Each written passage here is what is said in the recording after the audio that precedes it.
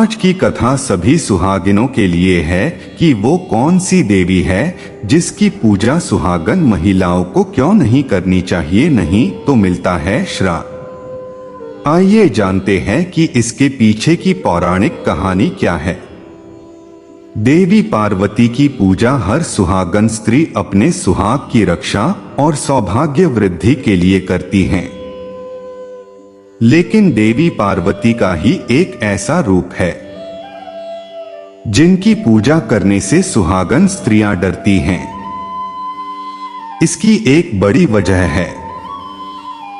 दरअसल देवी पार्वती अपने इस रूप में एक विधवा स्त्री की तरह दिखती हैं और वैधव्य का प्रतीक मानी जाती हैं।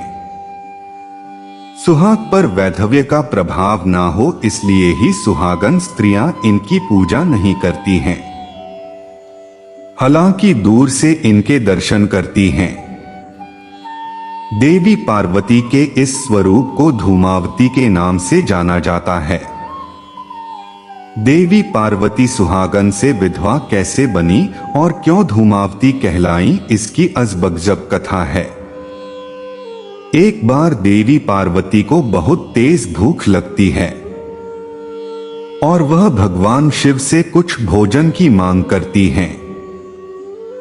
महादेव देवी पार्वती से कुछ समय प्रतीक्षा करने को कहते हैं। भगवान शिव भोजन की तलाश में निकलते हैं। धीरे धीरे समय बीतने लगता है परंतु भोजन की व्यवस्था नहीं हो पाती है। देवी पार्वती भूख से व्याकुल हो उठती हैं। भूख से व्याकुल पार्वती जी भगवान शिव को ही निगल जाती हैं। शिव को निगलते ही देवी पार्वती का स्वरूप विधवा जैसा हो जाता है।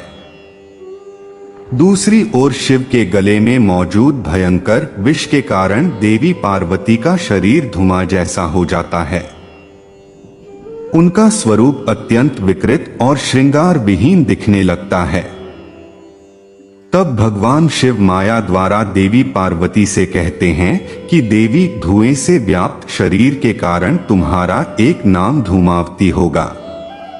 शंकर भगवान कहते हैं कि मुझे निगलने के कारण अब आप विधवा हो गई हैं, इसलिए देवी अब आप इसी स्वरूप में पूजी जाएंगी।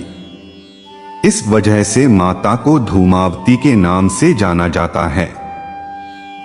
देवी धूमावती के साथ भगवान शिव की लीला। देवी पार्वती के इस स्वरूप के पीछे एक कथा यह भी है कि देवी पार्वती के मन में एक बार विधवा कैसी होती है, यह जानने का विचार जगा और भगवान शिव से कहने लगी कि वह वैधव्य को महसूस करना चाहती हैं। देवी पार्वती की इस इच्छा को पूर्ण करने के लिए ही भगवान शिव ने यह लीला रची थी, जिसमें उलझकर देवी पार्वती ने स्वयं ही महादेव को निगल लिया।